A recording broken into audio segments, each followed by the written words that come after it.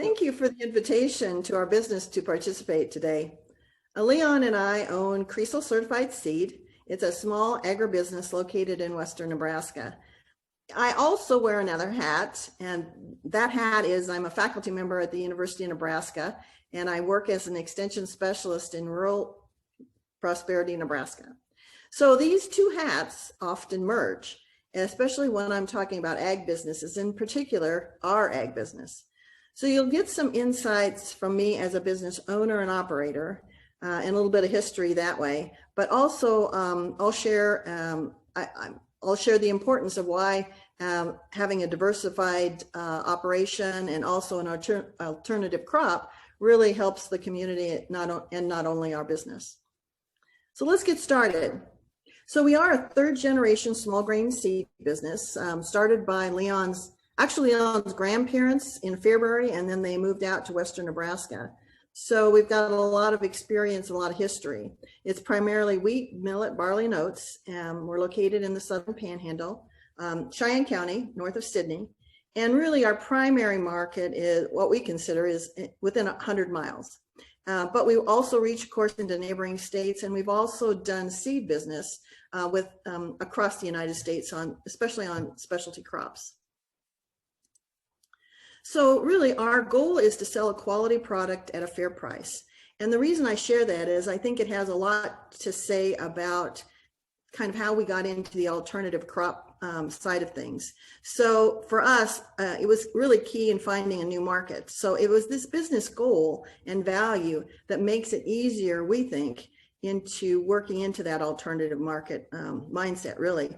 And we're also constantly looking at our assets, trying to leverage them, trying to think about different ways to use them.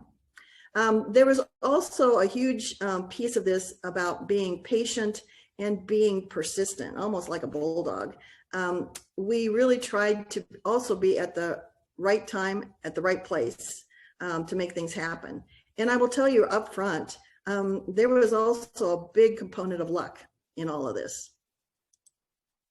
So one of the things we did do, we kind of positioned ourselves, hopefully in the right place. We built a new mill in 1995, and that really gave us more capacity and more options. And at that time, a lot of the small seed businesses, because of the cost involved into really upgrading equipment and technology, they were kind of phasing out, and we looked a different way and we jumped in with both feet. So that new seed mill really gave us some real advantages. One was packaging options. So we could do bulk, and that's the picture in the center there.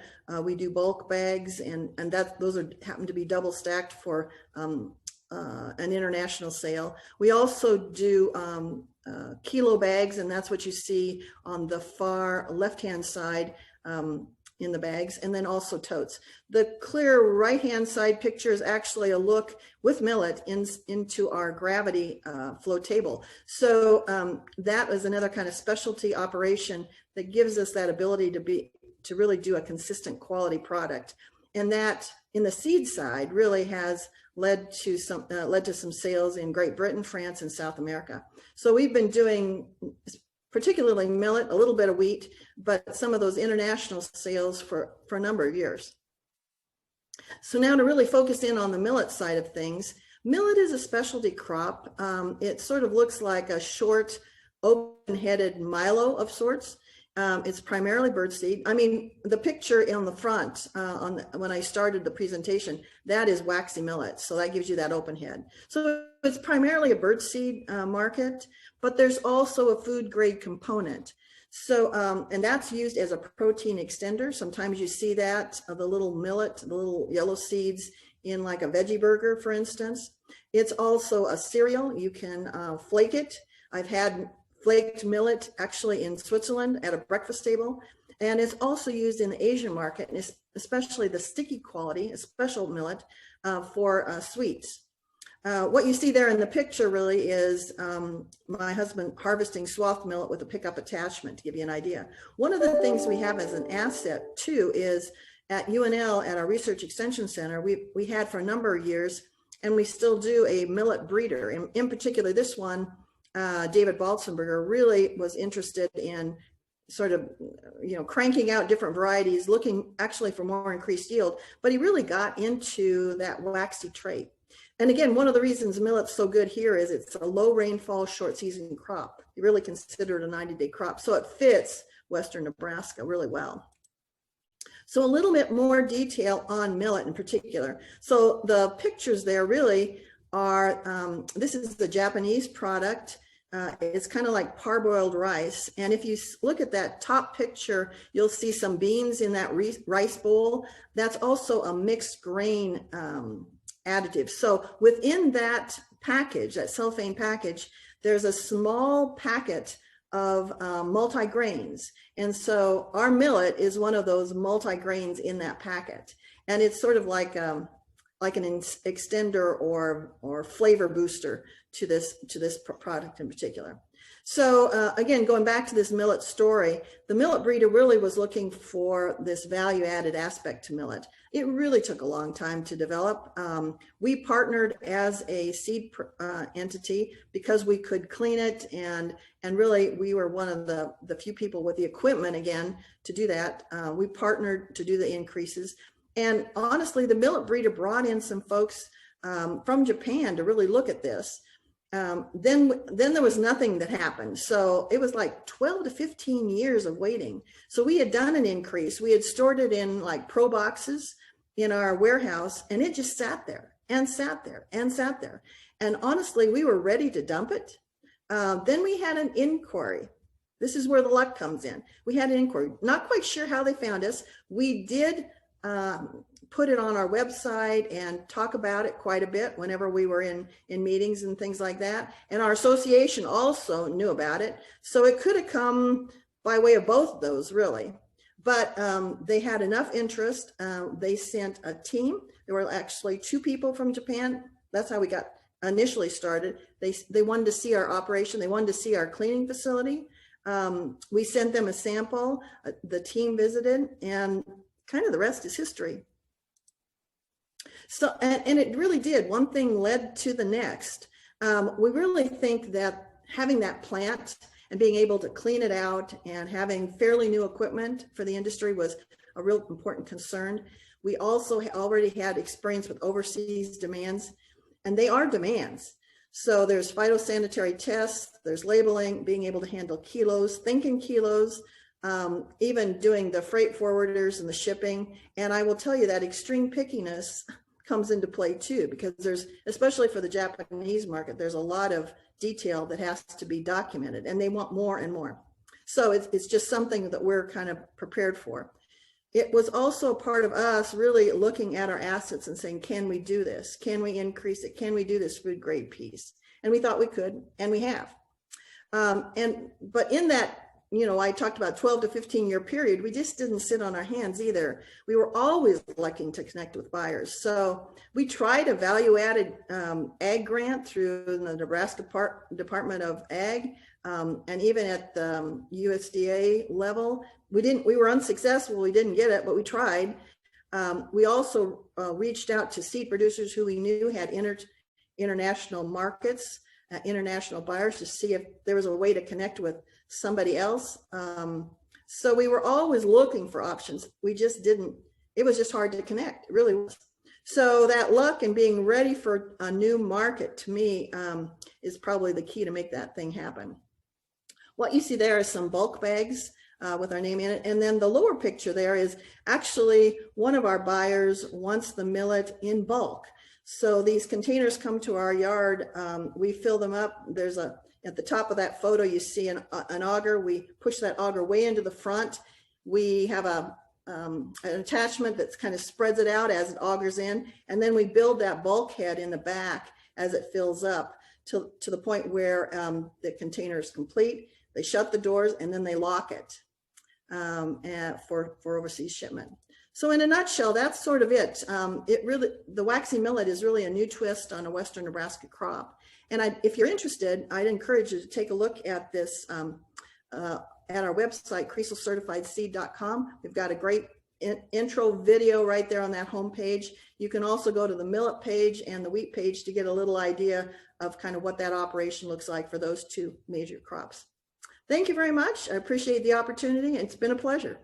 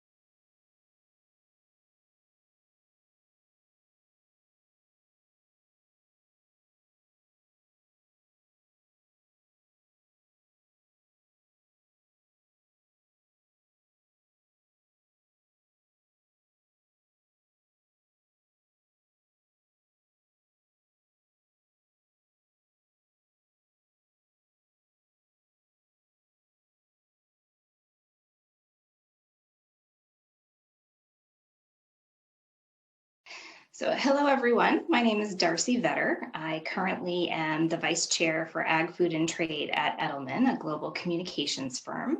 But before joining Edelman, I spent about 17 years in the government working on agriculture and trade issues, most recently as the Chief Agriculture Negotiator in the Obama administration. And it is a pleasure for me to be able to join you today to talk a little bit of about some changes that you might expect in agriculture and trade policy in these first few months of the Biden administration. It's fitting that we're recording this on Groundhog Day. And as I am recording, Secretary Vilsack is giving a repeat performance before the Senate Ag Committee for his confirmation hearing. So it feels a little bit like Groundhog Day on Capitol Hill as well. I think what is interesting is how much has changed and how much really hasn't since 12 years ago when Vilsack had that first confirmation hearing at the start of his first term as Secretary of Agriculture. Obviously, trade is still a really important part of farmer income in the United States. About 30% of what is produced is exported. And so prices and opportunities and different options to sell products for farmers are still really hinge on foreign markets and will continue to do so. 12 years ago, there was a focus also on accessing new markets in China. The relationship with China has gotten only more tense over those last few years. It is an important market for China, but one that has seen real volatility, particularly over the last 4 years, and will continue to be a focus as well. So I just thought I would chime in a little bit about what we might see on trade generally and how this administration might approach it. I think you will see an approach to trade that treats it more as part of the overall foreign policy of the United States, less a specific focus on trade in and of itself. But I wouldn't expect that our trade relationships will swing all the way back to where they were during an Obama administration. I think real concern about China's practices, both in trade and in foreign policy, will continue to put China squarely in the spotlight, and trade will continue to be a tool that is used to try to change China's unfair behaviors, both in trade, but also in human rights and other policies as well. I would not expect this administration to move away from the tariffs that have been placed on a broad set of Chinese products. Eventually they may do so, but will take their time to analyze the current phase 1 deal with China in the first place. I think that there has been some speculation that this administration would quickly move away the tariffs that were put in place on steel and aluminum from a number of our trading partners. But interestingly, just yesterday, the Biden administration chose to reinstate 25% tariffs on aluminum coming from UAE, United Arab Emirates, that the Trump administration had taken off just a few days before the inauguration, finding that the aluminum products from the UAE did cause significant competition and displacement of US product. So what we've seen from a new Biden administration is that the way they talk about trade is trade being worker-centered, and that our trade policies should benefit workers and wage earners in addition to just consumers. And what does that mean? that might mean that they are in fact more willing to use tariffs to keep out products that are competitive with US made products. It will likely mean, and already you have seen, executive orders on Buy American requiring federal purchases, federal contracts to use products and manufactured goods that were made in the United States.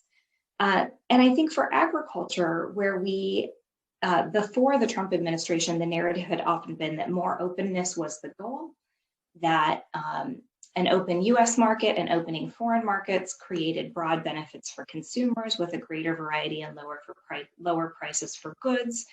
This administration is going to focus more on what are the benefits for workers. I think US agriculture is going to have to think about how it fits into that narrative on a worker-centered policy. And I think that means that agriculture will have to start taking account for the follow-on economic activity that is created by US production, whether it is sold here or whether those products are marketed abroad. That might mean thinking about the jobs that are created in packing and processing of agricultural goods. It might mean creating new opportunities to add value to agricultural products.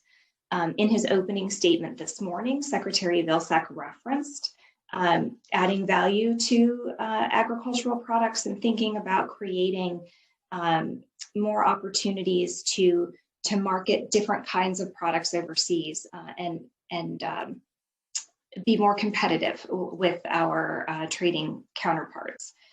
So he's looking to those opportunities as well, not just, of course, just selling our commodities. That may mean that farmers and different products, a greater diversity of products and at different scales, have an opportunity to be prioritized in the export plans for this administration as well.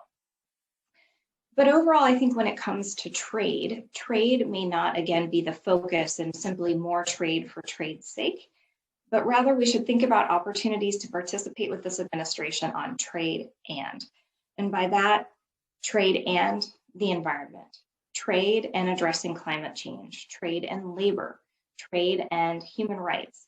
How can we use trade as a tool to advance those other priorities and make sure that the trade we do engage in does not detract from worker rights, from environmental protection, from opportunities to sequester carbon, and from social justice? And so they think that for a group like the Nebraska Sustainable Agriculture Society that's looking at how to promote more sustainable agriculture, those are the good questions. How can we participate in trade and where might my priorities overlap with those goals of advancing the environment, labor, human rights through trade? So to me, the most obvious example there is in the creation of ecosystem services markets. And again, just coming into this recording from listening to Secretary Vilsack's confirmation hearing, both the new chair of the Senate Ag Committee, the ranking member, and Vilsack himself referenced the opportunity to sequester carbon and for farmers to participate in markets where they would be paid for soil carbon sequestration. How might the Nebraska Sustainable Agriculture Society, how might farmers in Nebraska participate in the creation of those carbon markets? Personally, I think there are a lot of questions here about how much carbon is really sequestered by those activities, the permanence of that sequestration, how it will be measured, how farmers will be able to give proof that they have made the appropriate changes on their farms.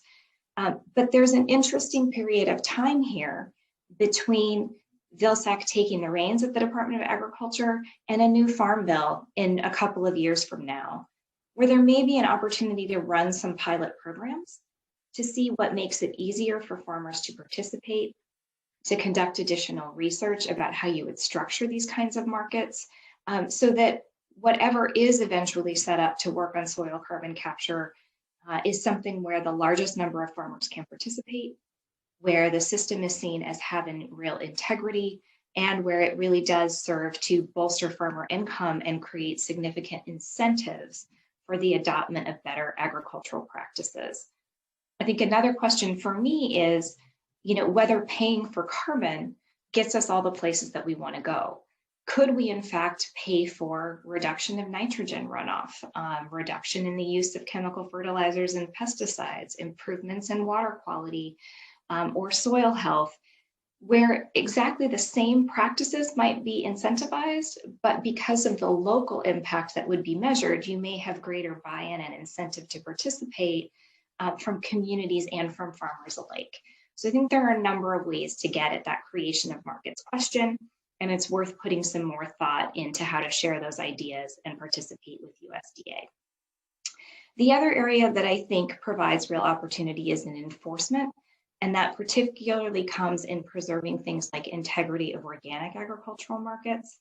That, you know, in a trade policy that's centered on fairness, about making sure that that workers and wage earners are getting appropriate credit and benefit from trade policy, that's an excellent opportunity to cooperate with USDA to put a spotlight on how we monitor the import of organic products into the United States, to make sure that the value that is assigned to them is appropriate and that they really are organic and competing fairly with US organic product. I think there continues to be a significant amount of opportunity for growth in the domestic organic market.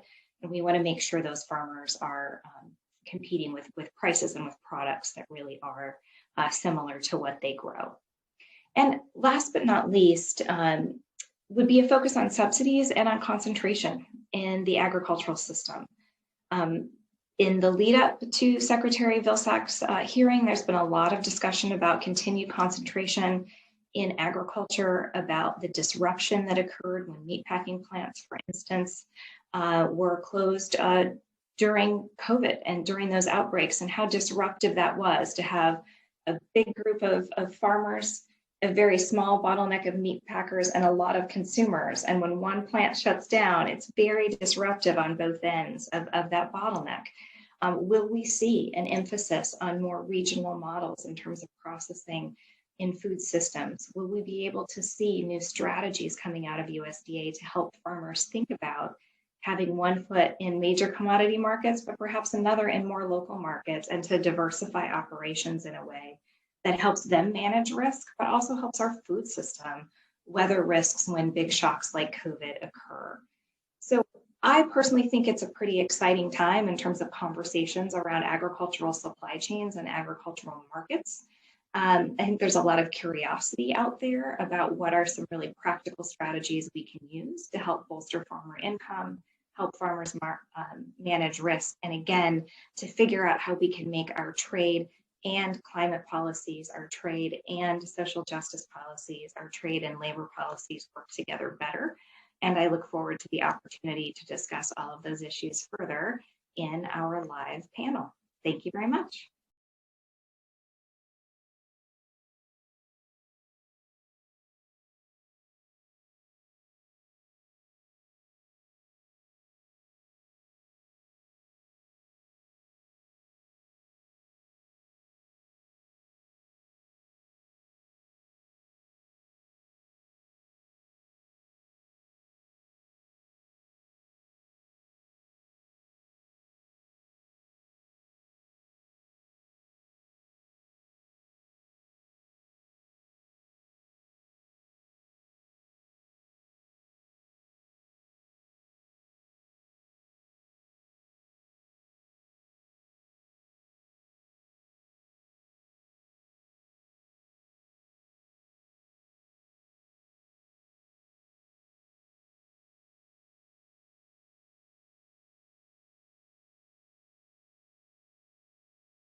My name is Stan Garbitz. I'm retired since 2018. For about 40 years, I was with the Nebraska Department of Agriculture. And during most of that time, I was Nebraska's agricultural trade representative. Since retiring, I've worked part-time or full-time a little bit with the University of Nebraska, the Institute of Agricultural Resources. Currently, I'm Special Assistant to the Vice President, Vice Chancellor Mike Bain. In addition, I'm an international trade consultant with the Nebraska Secretary of State's office, and also doing some work for the U.S. Livestock Genetics Export Organization out of Wisconsin. It's a pleasure for me to be here today.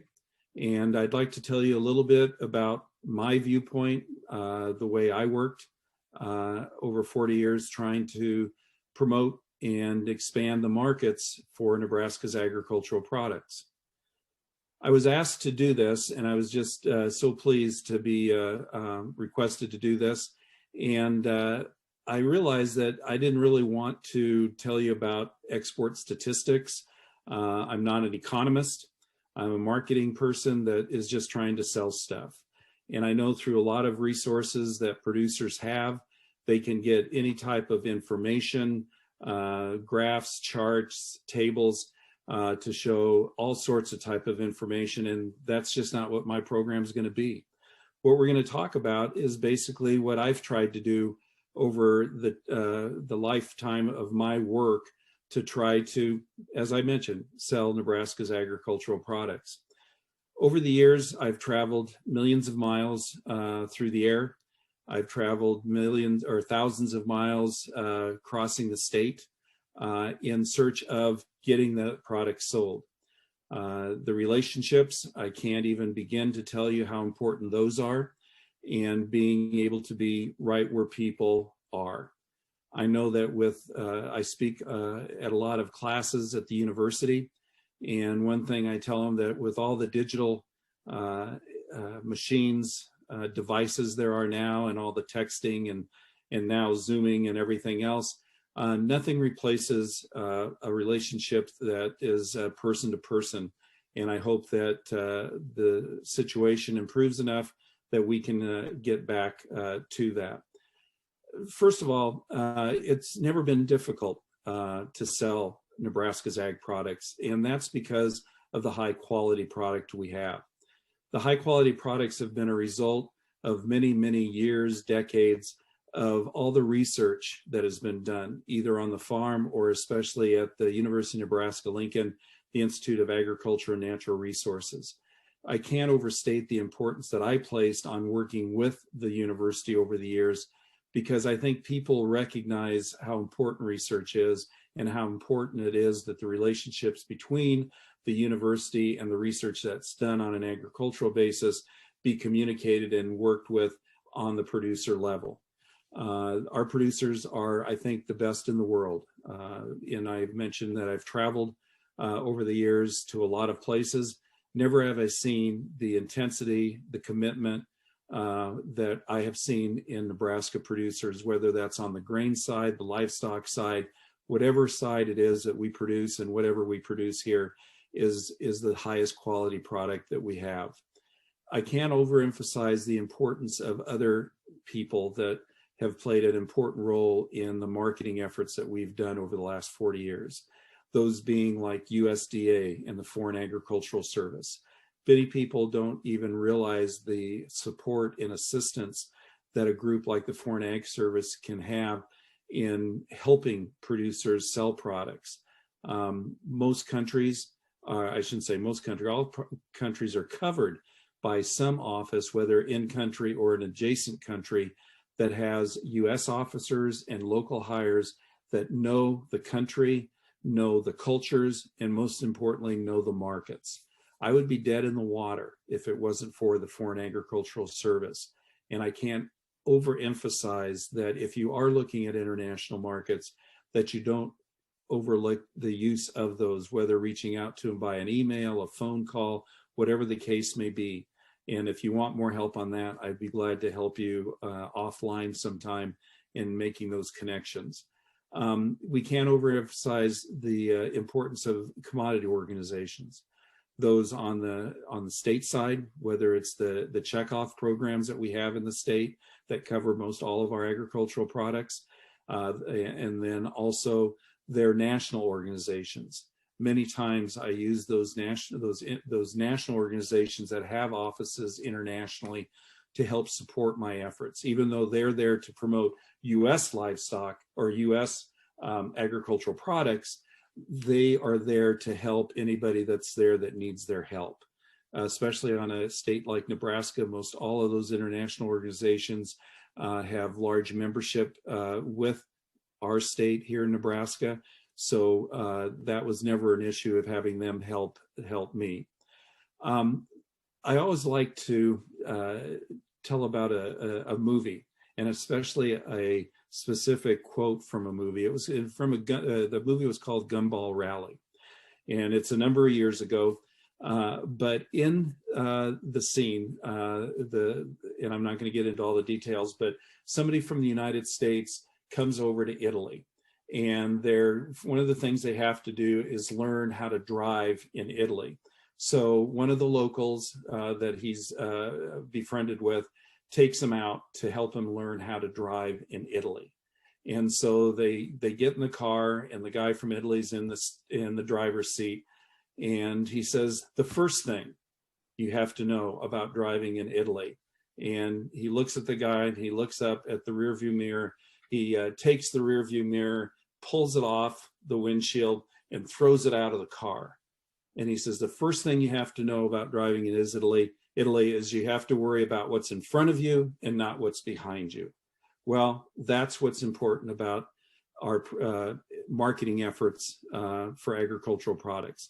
We can't worry about what's happened in the past. We can't worry about maybe what's worked in the past or what hasn't worked in the past. We have to constantly look at the future and what can we do to sell more products today and in the near-term future.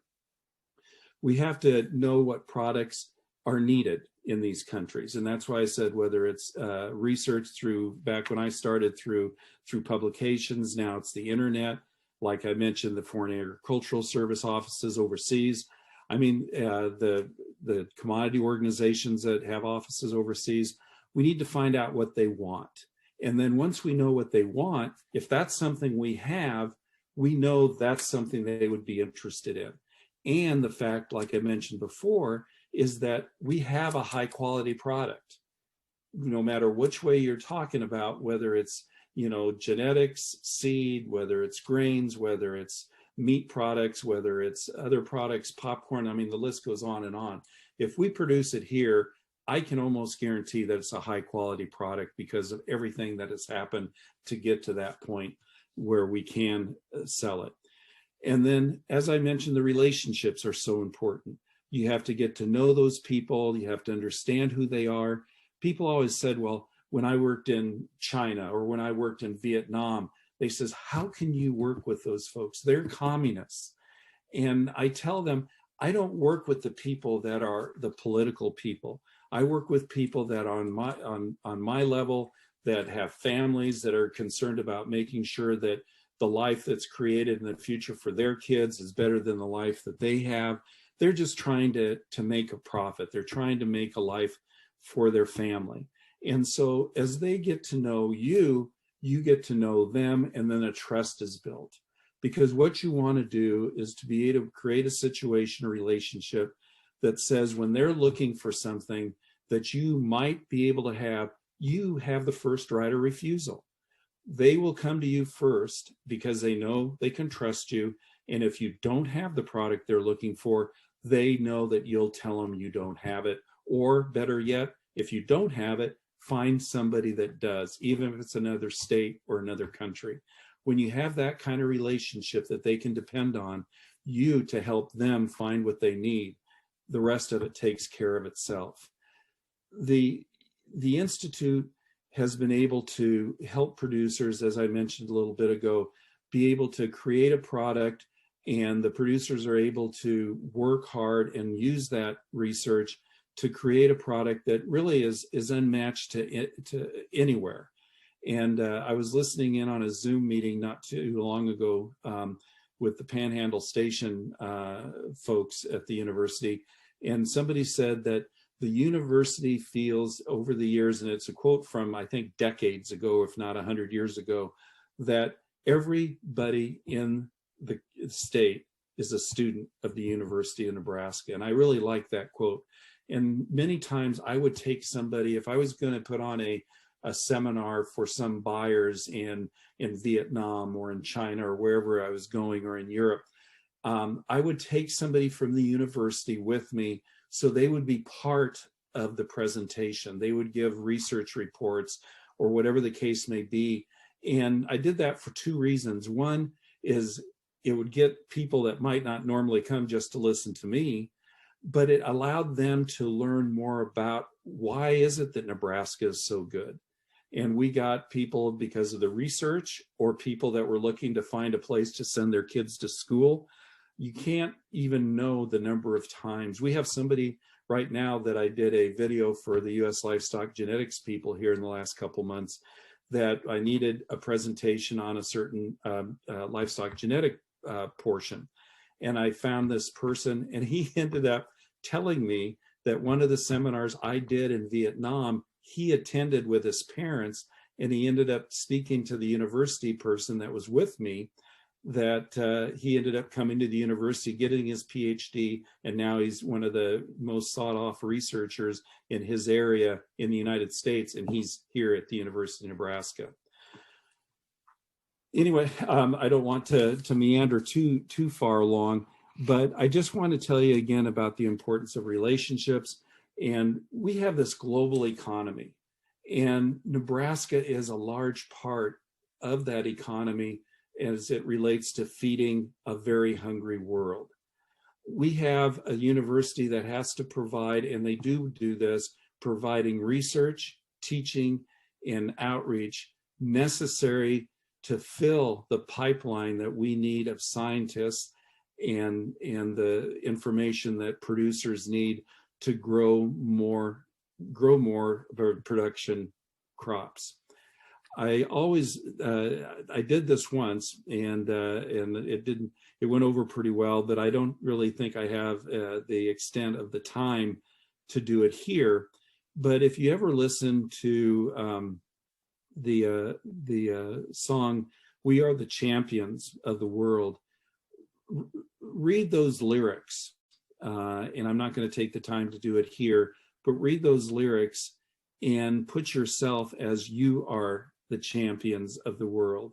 And you've gone through a lot, you've made some mistakes, but you've come through it all, and you are the champions of the world. I can't tell you how much I appreciate being able to work for the producers of Nebraska all these years. It was never difficult. Some people said, "Isn't it hard?" And I says, "No." I said, if there's a way that you can get somebody somewhere to at least try our products, to experience our products, that's all it takes. And, of course, price sometimes is a factor, but what I found is that the quality of the product will come through, and those people that are looking for that particular product will buy your product, even though it may cost a little bit more. Not 100%, but overall, that is what's worked. And it's because of the producers like you that have done what you've done over many years, generations, whatever the case may be, to bring a product to the market that is the best quality product that you find anywhere in the world that we produce here. And it's been a privilege of mine to be able to do that. I never thought that I worked, and I remember many people told me that if you enjoy what you do, you never work a day in your life. And all those miles, millions of miles in an airplane economy seat never seemed so bad, because I was enjoying what I was doing, because I knew that hopefully if we sold something, yeah, there's a company that's going to make a profit, but it's the producers that will benefit. And whatever we tried to do, whatever we were working for, we were trying to do what we could to help a producer do better. I really appreciate this opportunity. I can't thank Chuck Francis enough and the group to allow this opportunity for me. And I'd look forward to either having you ask a question now or contact me later. I love to hear from people, and I'd be glad to help you or answer a question to you. But again, thank you very much for letting me do this. And most importantly, thank you for what you do for not only us in Nebraska, but for everybody in the world, taking care of making all of us eat better and feeding so that there's less starvation. Thank you very much.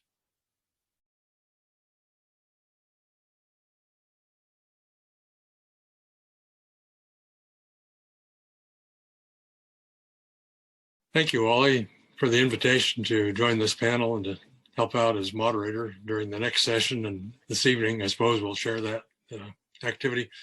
And we appreciate your energy that's gone into the development of this series of conferences. As a good alternative during the COVID crisis, which I hope will be alleviated soon.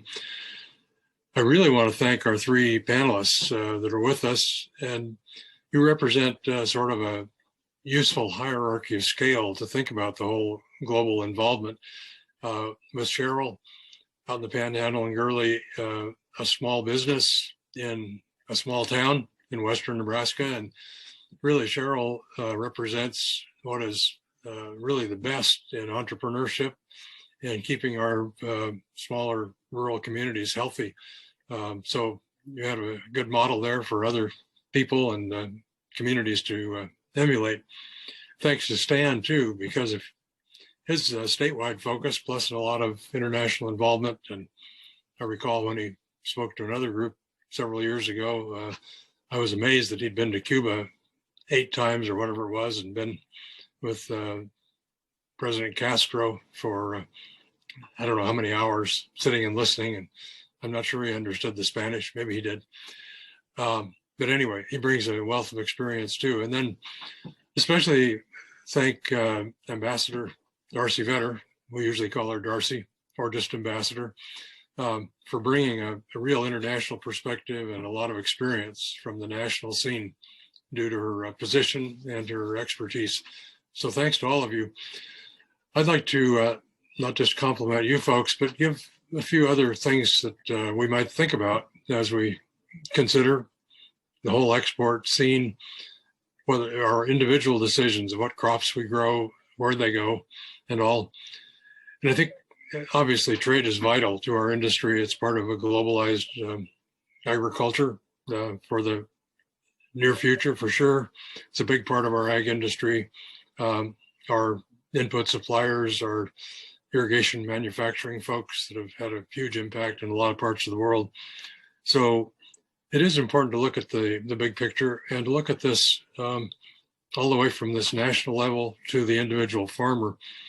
A couple of things that I think are germane here. One is that countries need to be, to some degree, self-sufficient in food. And we need to search for win-win situations where exports for our country, because of our efficiency, can where we can produce a lot of basic commodities much more cheaply than others can. We don't want that to upset local markets. And we had an experience in Ecuador when I was working in that part of the world, where we were training agronomists in maize production, each one working with a small farmer in Pichilingue near the coast. And about 2 weeks before harvest, they had some bumper crops, thanks to our agronomists and their contributions to improving practices.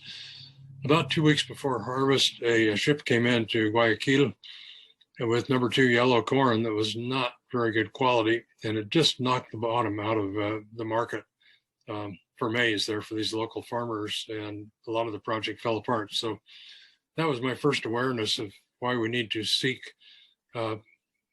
relationships that are useful, profitable to all players on the scene. And as you probably know, Nebraska, here in our own state, we import 90% of the food that we consume. And that sounds like a lot, and it is. And it's amazing, particularly because we produce so much here, but a large percentage of that, as you well know, goes into ethanol, cattle feed, and exports of raw grain. And if we could substitute even 10% of those inputs into the state and move that up to 20% local foods, that would mean about $600 million to our farmers, processors, retailers here in the state of Nebraska. So we're also importing an awful lot of food. So we understand this fragility of the system, and that's come to the fore with the recent COVID situation. So in a way, you could say we were like Argentina in, to some regard. They're shipping out 80% of their corn as raw material, and people elsewhere are adding value to that natural resource that's being exported out of Argentina. And one of my students did an energy evaluation of the whole maize industry in Argentina and calculated that the only people benefiting from this relationship were the international grain traders and the input companies. farmers were benefiting a little bit. Consumers in the US were not benefiting at all. And we need to look at things in ways different than short-term neoclassical economic terms. The fragility of food security is painfully aware to us because of the tariff battles over soybeans and other battles with EU over the last year.